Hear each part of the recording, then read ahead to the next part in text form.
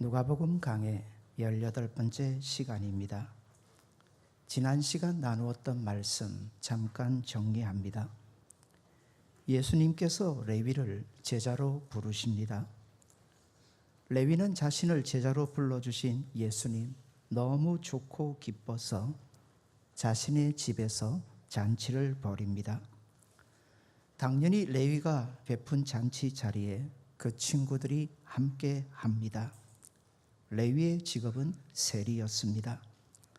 당시 세리는 죄인과 똑같은 직업을 받았지요.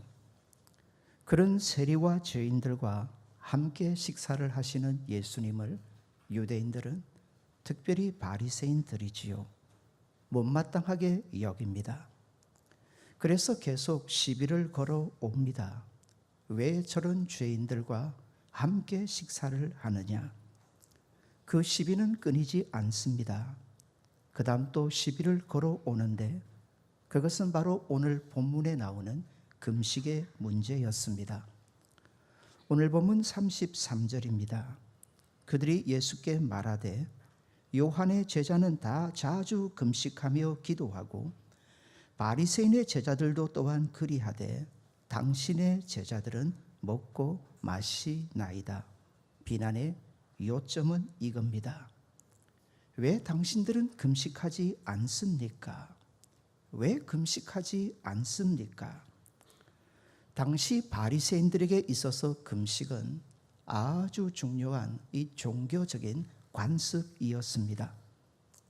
성경에 보시면 어떤 바리새인이 성전에 들어가 기도하는데 이렇게 기도했다고 하지요. 하나님, 나는 일주일에 2번 금식합니다. 무슨 뜻입니까? 그 금식을 통하여 나는 이만큼 의롭습니다. 나는 이렇게 거룩합니다. 이걸 하나님께서도 인정해 주십시오. 이렇게 금식은 유대인들의 경건의 당시 척도였습니다. 유대인들이 일주일에 2번 금식을 하는데 흥미로운 것은 그 날짜입니다. 아예 금식하는 날짜를 정해 놨는데 월요일과 목요일입니다. 왜 월요일, 목요일이었을까요? 그날에 바로 예루살렘 성전 안에 장이 서기 때문입니다. 우리 옛날 시골장을 가보시면 그 장도 언제나 서지는 않았습니다. 열리는 날이 있었지요. 주로 언제 열리던가요? 제 기억으로는 5일, 8일이었습니다. 그래서 어른들이 5일장 간다, 8일장 간다 했던 얘기를 심심찮게 들었습니다. 예루살렘도 그랬습니다. 당시 월요일과 목요일은 예루살렘 성 안에 아예 장날이 섭니다. 장이 서면 어떻게 될까요? 그 주변에 있는 모든 사람들이 거기로 모여들겠지요. 예루살렘 성은 그야말로 인산인해가 됩니다. 바리새인들이 그날을 금식의 날로 정한 이유를 아시겠습니까? 그 수많은 사람들 앞에서 자신을 드러내기 위함입니다. 금식하는 자신을 드러나면서 나는 이렇게 의롭습니다. 나는 이만큼 경건합니다. 누구에게 인정을 받으려고 그리 했던 겁니까? 하나님일까요? 사람이었을까요? 사람이었습니다. 사람이었지요. 성경은 정확하게 얘기를 하지 않습니다만 바로 바리새인들이 잔치집에 들어가 있는 예수님과 제자들을 비난했던 그날도 바로 월요일 아니면 목요일이 아니었을까 짐작을 해 봅니다. 그들은 분명히 금식을 했을 겁니다. 그러니 이렇게 따지고 드는 거죠. 우리는 금식하는데 왜 당신과 제자들은 금식을 안 합니까? 그때 예수님 뭐라고 하십니까? 34절입니다. 예수께서 그들에게 이르시되 혼인집 손님들이 신랑과 함께 있을 때에 너희가 그 손님으로 금식하게 할 수 있느냐? 중요한 물음입니다. 지금 이 말씀 말입니다. 아예 금식을 할 필요가 없다는 말씀입니까? 그건 아닌 것 같습니다. 단지 지금입니다. 지금은 아니라 하십니다.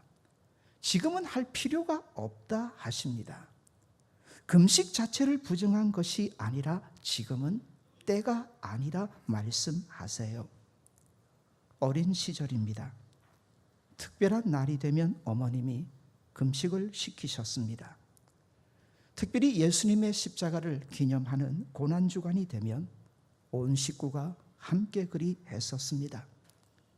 그때는 교회가 성도가 다 그리 했던 것으로 기억합니다. 우리 때문에 십자가에 달리셔서 예수님 고통하십니다. 그 고통 중에 내가 목마르다. 주님 그렇게 하실 필요가 없습니다. 죄가 눈꼽만큼도 없으신 분이십니다. 스스로 그렇게 고난 자처할 이유가 없습니다. 누구 때문이었을까요? 우리 때문입니다. 나 때문이지요. 그렇게 십자가에 달리셔서 그 배고픔도 그 목마름도 견디어 내십니다. 나 때문에 예수님이 그렇게 먹지도 마시지도 못하시고 저 십자가에서 끔찍하게 그렇게 고통하셨는데 십자가 바라보며 애끓는 마음으로 금식을 했었던 기억이 있습니다.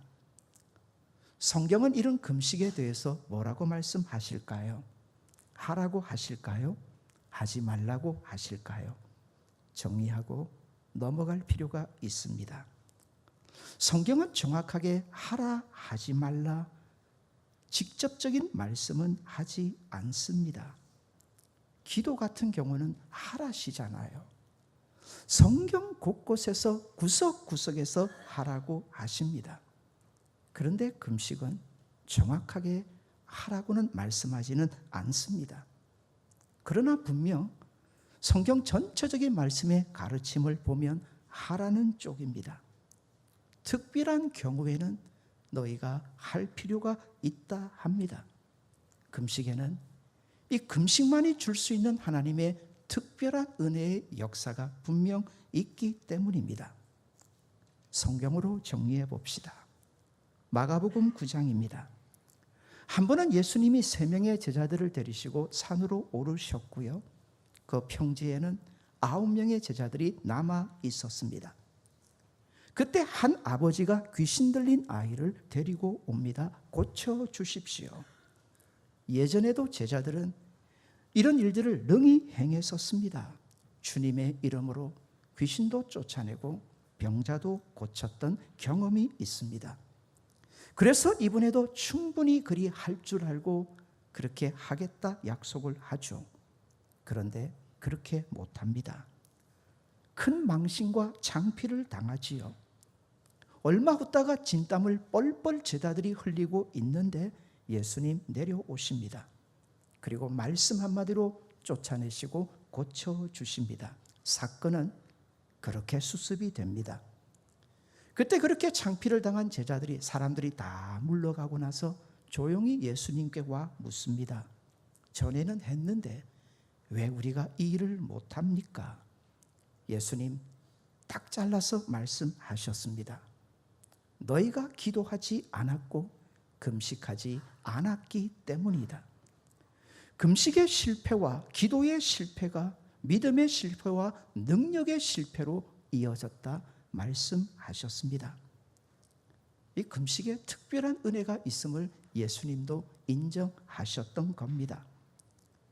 유대인들이 아주 지금도 귀하게 지키는 절기가 있습니다. 해마다 6월 12일부터 15일까지 지금도 지키는데 그들은 그날을 부림절이라 부릅니다.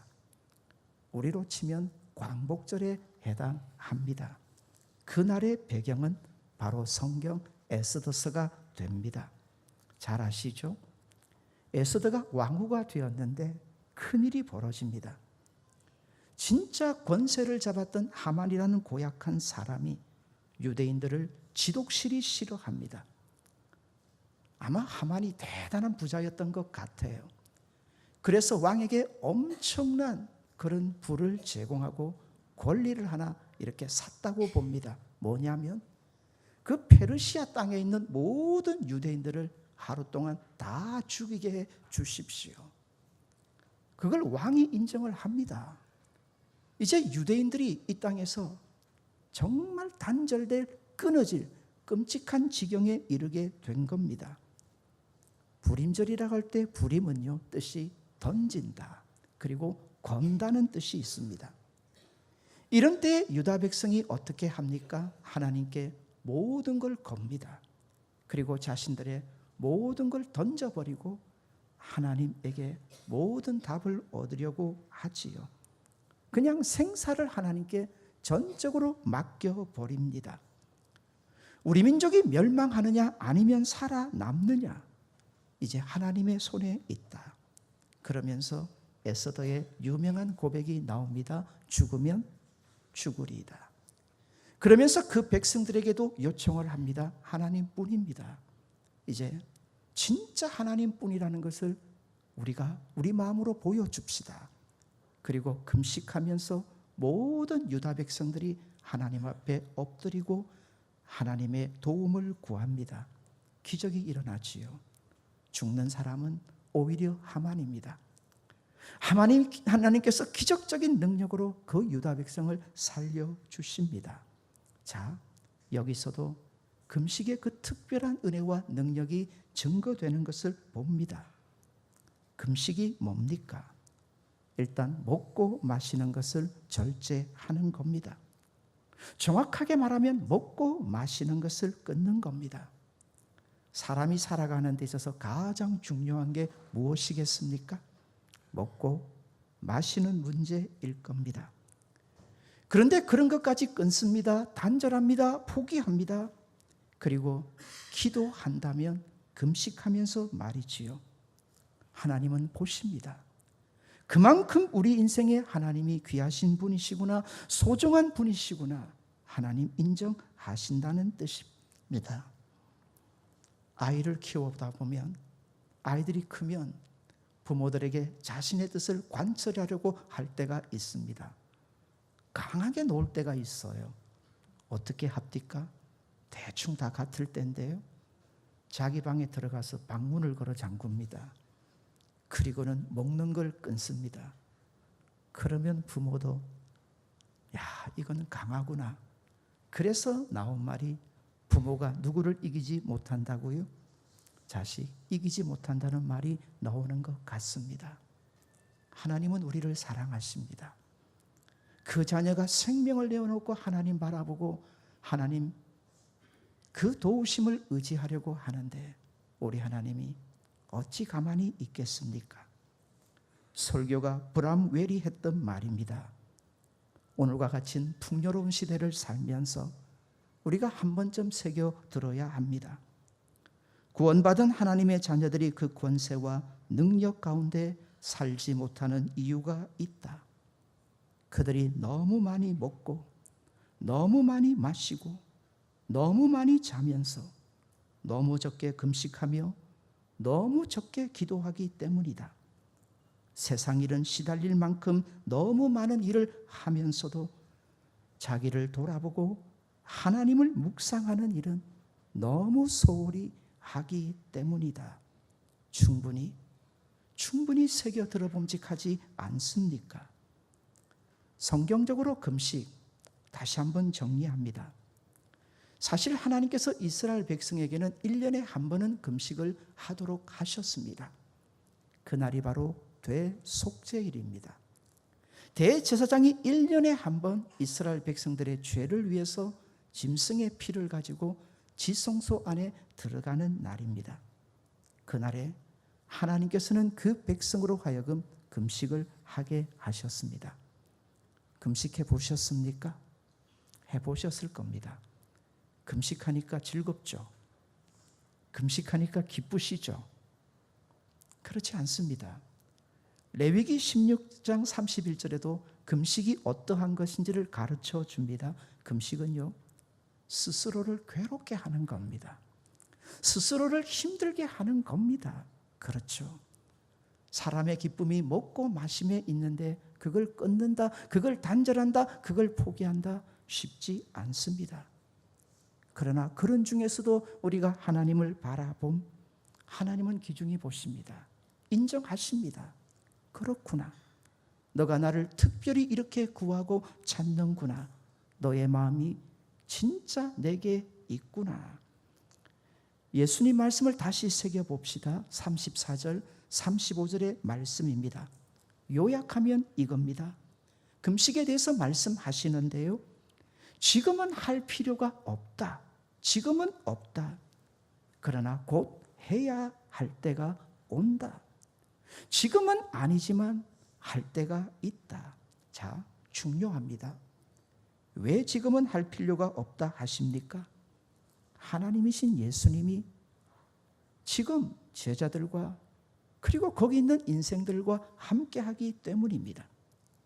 정확하게 말하면 신랑 되신 예수님이 그 자리에 있단 말입니다. 왜 지금은 할 필요가 없다 하시는 걸까요? 잔치집인데, 혼인잔치집이에요. 거기에 신랑이 있단 말입니다. 그러면 그 신랑으로 기뻐하고 즐거워하는 것이 마땅하지 않습니까? 금식하면서 결혼잔치하는 곳 보셨습니까? 금식하면서 결혼잔치하는 거 보셨습니까? 아마 보지 못하셨을 겁니다. 세상에 신랑과 신부가 함께 있는데 금식하는 사람이 천하에 어디에 있겠는가? 자, 한번 받아서 따라합시다. 예수님은 나의 신랑이십니다. 신앙생활하면서 이거 정리 잘 하셔야 합니다. 신랑 되신 예수님이 나와 함께 하시는데 금식할 필요 없다 하시는 겁니다. 성경을 볼까요? 천국은 어떤 곳일까요? 예수님은 천국을 혼인잔치에 자주 비유를 하셨습니다. 천국은요, 신랑이신 우리의 예수님과 우리가 늘 함께하는 곳이지요. 좋은 곳입니다. 기쁜 곳입니다. 잔치하는 곳입니다. 천국 조금 더 생각해 봅니다.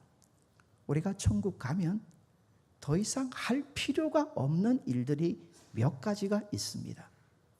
반대로 얘기하면 그것은 이 땅에서 정말 중요한 일입니다. 나중에 가시면 아쉬워할 거예요. 후회들 하실 겁니다. 이런 일들 좀 더 열심히 할 걸. 그 중에 하나가 바로 전도입니다. 천국에서도 복음을 전할 필요가 있을까요? 없을까요? 없습니다. 천국 가면 더 이상 전도하실 필요가 없습니다. 하고 싶어도 못합니다. 그러니 복음 전하는 일은 지금 이곳에서 많이 하셔야 합니다. 천국 가면 우리가 하나님의 말씀을 가르칠 필요가 있을까요? 없을까요? 천국 가도 제가 설교하고 있겠죠? 천국 가서도 이용수 목사가 설교할까요? 더 이상 그럴 필요가 없습니다. 지난번 교사 위로회 때도 말씀드렸지만 그래서 교사의 직분이 귀합니다. 나중 천국에 가면 하고 싶어도 못합니다. 하나님이 한 생명을 얼마나 소중히 여기신지를 안다면 교사의 직분보다 그들에게 하나님의 말씀을 가르치는 일보다 더 귀한 일은 없습니다. 또 하나가 있습니다. 묻습니다. 천국 가면 금식할까요? 안 할까요? 천국 가면 금식할까요? 안 할까요? 할 필요가 없습니다. 신랑 되신 예수님과 신부된 우리가 늘 함께 하는데 그날에 무슨 금식을 하겠습니까? 더 이상 천국 가면 하실 필요가 없습니다. 그렇습니다. 지금이 그렇다는 겁니다. 예수님과 지금 제자들이 함께하는 그곳이 천국 아닙니까? 그래서 지금은 잔치를 해야 할 때지 금식할 때는 아니라 하시는 겁니다. 자, 그러나 정말 안타까운 일이 옵니다. 예수님 말씀하십니다. 신랑을 빼앗기는 날이 온다 하십니다. 그렇죠. 곧 예수님이 십자가에 죽으십니다. 제자들에게서 떠나가십니다. 신랑을 빼앗긴 날이죠. 신랑을 빼앗겼는데 신부 보고 먹어라 마시라 할 때 그 신부가 제대로 먹고 마시겠습니까? 울고 불며 난리 나지 않겠습니까? 말씀하십니다. 그날에는 뭐 하게 될 거다라고요? 그날에는 금식하지 않겠는가? 그날이 곧 온다는 거지요. 예수님을 빼앗기는 그날이 처참한 날입니다. 비참한 날입니다. 애통해야 하는 날입니다. 그날에는 해야 하지 않겠는가? 사랑하는 여러분, 중요한 물음을 여러분에게 던집니다. 그렇다면 지금은 어떤 때입니까? 예수님의 말씀을 가지고 보면 우리에게는 지금 두 날이 다 필요합니다. 잔치하는 것도 필요하고요. 금식하는 것도 필요합니다. 때로는 우리 주님, 우리 인생에 함께 하심으로 인해서 기뻐하고 즐거워할 필요 반드시 있습니다. 오늘 이 주일 예배가 여러분에게 천국 잔치가 되기를 바랍니다. 주일 예배가 어떤 날입니까? 하나님께서 공식적으로 우리들을 만나 주시는 날입니다. 내가 너희를 만나 주겠다. 나를 만나 주시는 주님으로 인해 기뻐하고 즐거워하는 날이 바로 이 날입니다. 말씀이 즐겁고 예배가 즐겁고 찬양이 즐겁고 함께 천국 백성된 성도와의 교제가 즐거운 이 날이 되시기를 바랍니다. 이 날에 기뻐하고 즐거워해야 될 이유는 하나뿐입니다. 우리를 만나 주시는 예수님 때문이지요. 그러나 반대의 경우가 분명 있습니다. 주님이 만나 주시겠다 하는데 그 주님의 임재가 지금 느껴지지 않습니까? 주님이 나를 만나 주시겠다고 하는데 이 시간 주님과 나하고 아무 상관이 없는 것처럼, 주님이 정말 멀리 계신 것처럼 느껴지지는 않습니까? 그렇다면 금식하심이 옳습니다. 끊으심이 옳습니다. 단절하심이 옳습니다. 어떻습니까? 오늘 예배 자리에 오셨는데 마음을 다해서 예배를 드리십니까? 예배가 그저 행복하십니까? 나를 만나주시는 주님 한 분으로 지금 만족이 되십니까? 변화산처럼 말씀을 받으시면서 그래 주님이야, 그래 주님이 너무 좋아. 지난 6일 동안 세상에 살면서 내가 왜 그렇게 힘들고 어렵고 염려하고 걱정하며 살았지? 주님이 이렇게 나와 함께 하시는데 주님을 만나서 기뻐하고 즐거운 날, 주님의 임재하심이 풍성한 날 되시기를 바랍니다. 어떤 분이 낚시를 좋아하는데 주일에 못 가잖아요. 집사님이니까 가고 싶은데 못 가요. 주일날 예배를 드리러 저 뒤에 앉아 계시는데 앞에 머리가 휘끗휘끗한 분들을 보시니까 자꾸 갈치가 생각이 나더랍니다. 파릇파릇한 고등학생들을 보니까 뭐가 생각날까요? 야, 지금 가면 고등어 진짜 많이 잡히는데 어찌해야 될까요? 끊으셔야죠. 단절하셔야죠. 그리고 먹고 마시는 것을 끊는 것만이 금식은 아니라 보여집니다.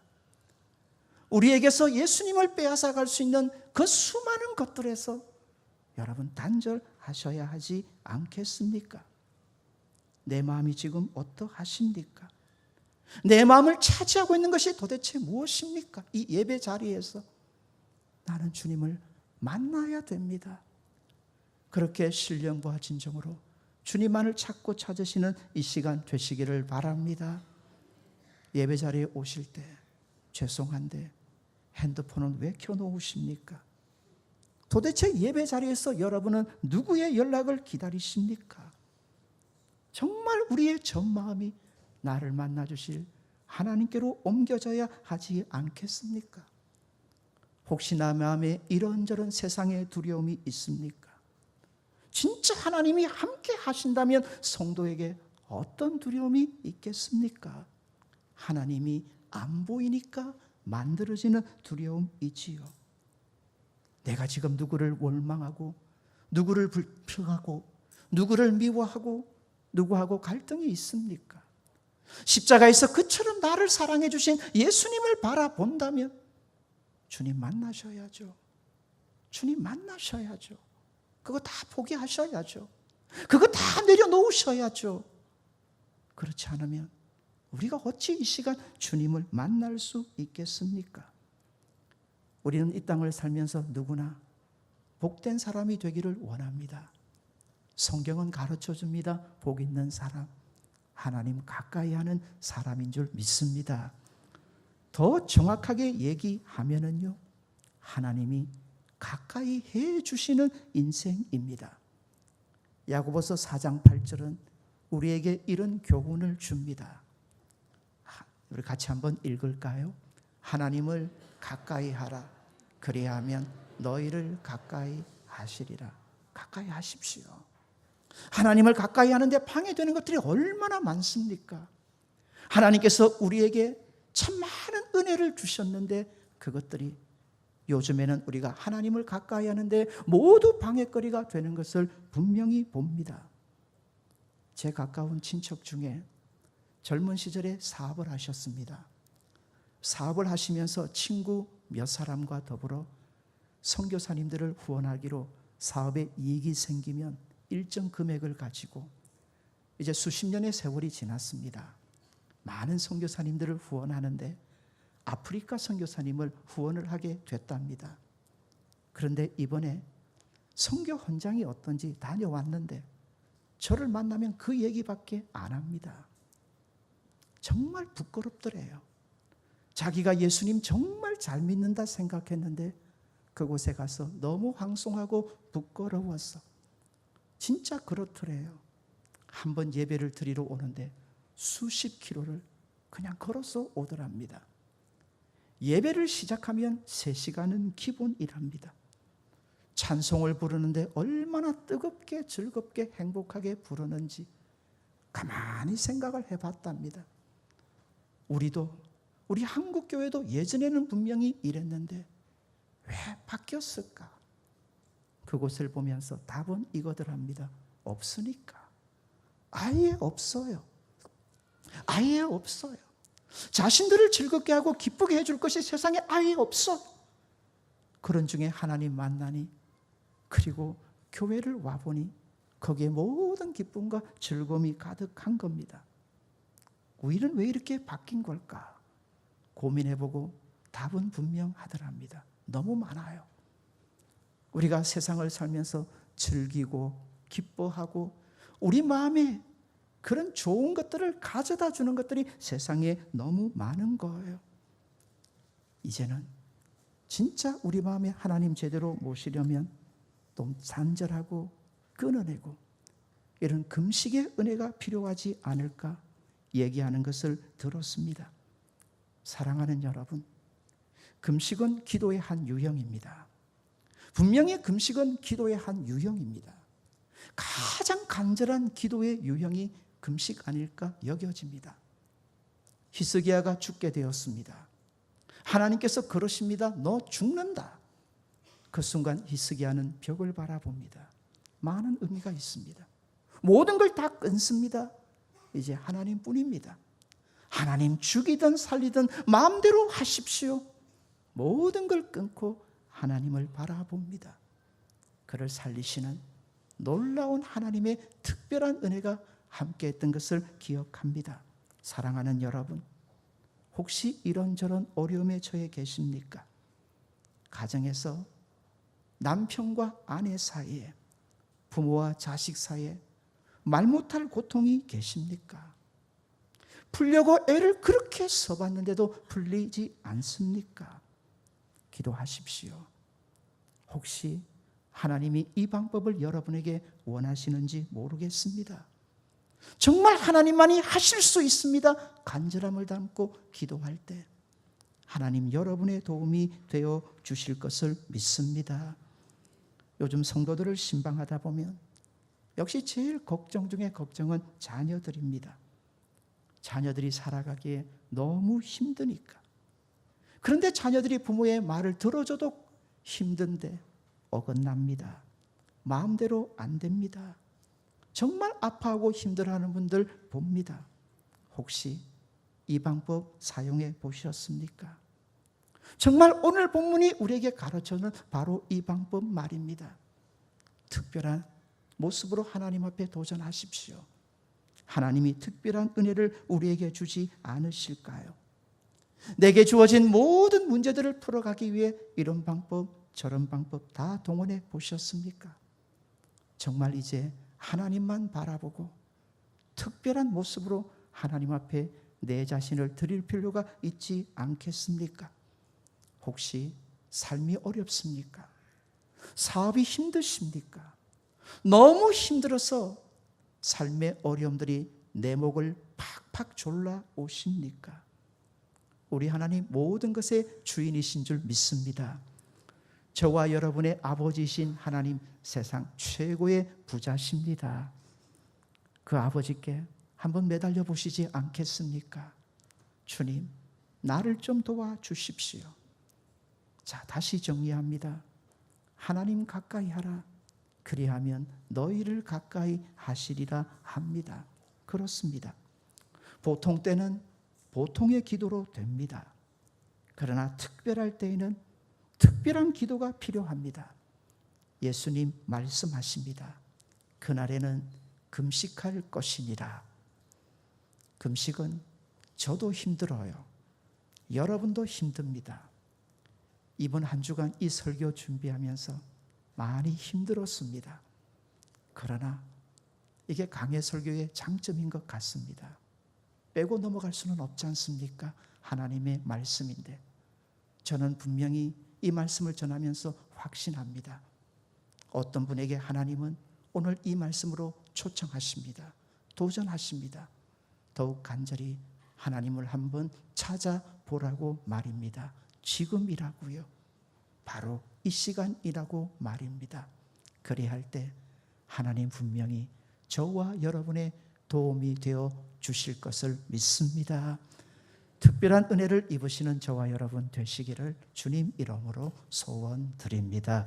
우리에게 주시는 말씀 기억하시고 같이 한번 기도합시다.